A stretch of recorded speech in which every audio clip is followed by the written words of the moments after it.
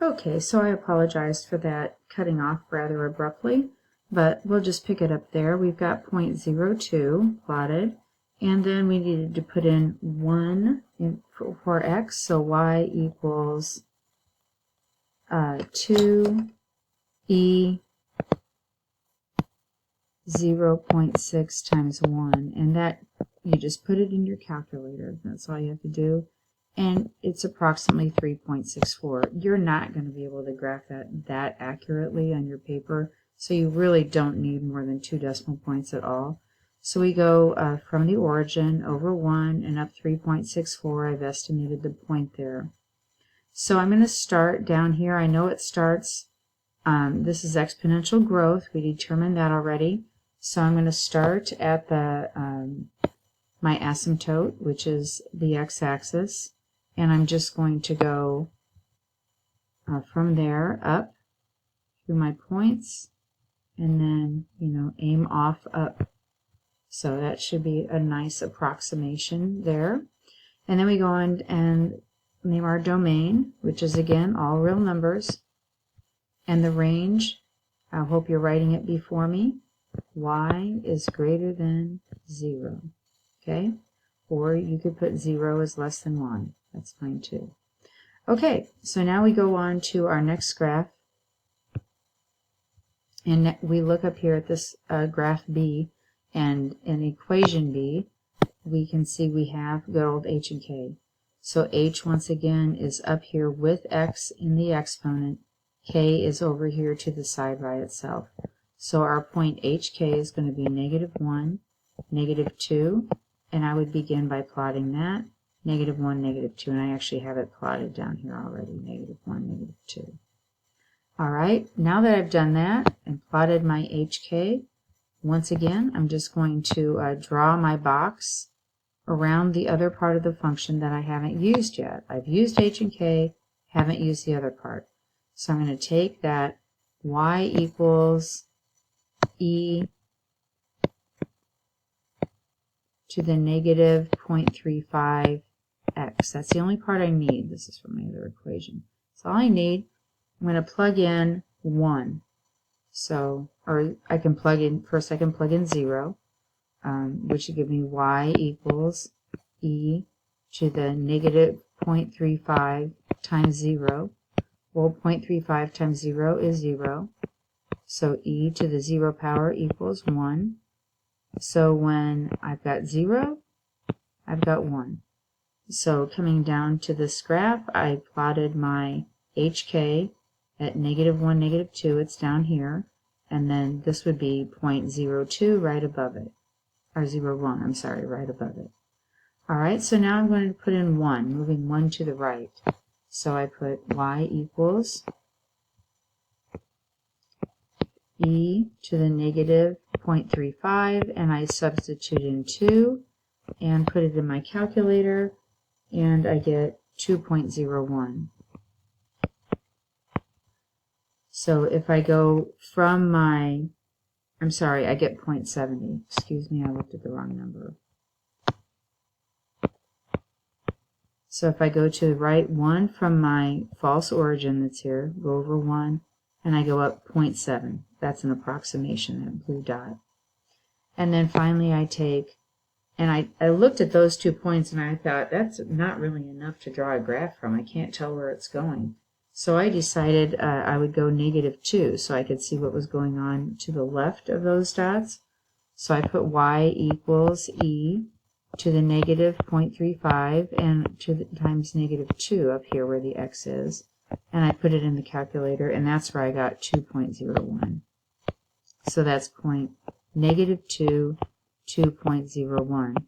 So from my false origin down here, I'm going back 2 and then up from there 2.01, and I think I actually have that marked up a little high. I need to come down here if I can get it to move.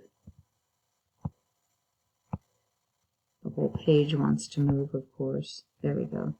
Okay, so that would be 2.01. So now I'm going to just draw my graph. And I begin down here at my asymptote, and I come up through my points, And there it is. It's pretty simple. The domain is all real numbers. The range is y is greater than -2, or you can turn that around, -2 is less than y, or we could put -2 is less than y, which is less than or equal to infinity if we want to. This graph was translated, of course, to the left 1 and down 2, and there we go. All right, so the last thing we're going to do, here is a graph that you can make on your own. I'm going to pause the video and put the answer.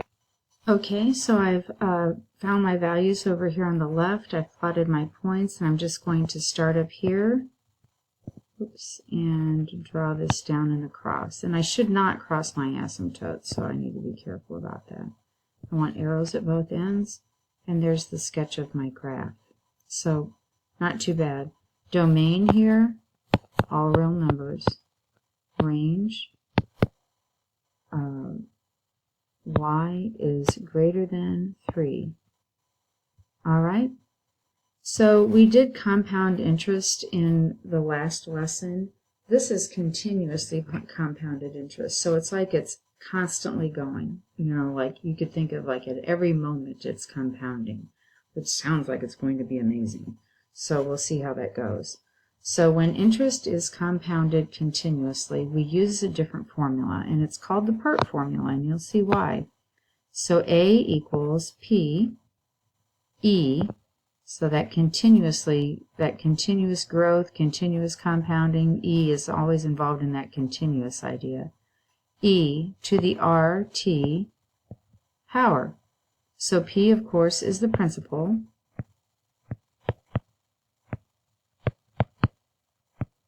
You could also think of that as your starting amount. And R is the rate, the annual interest rate.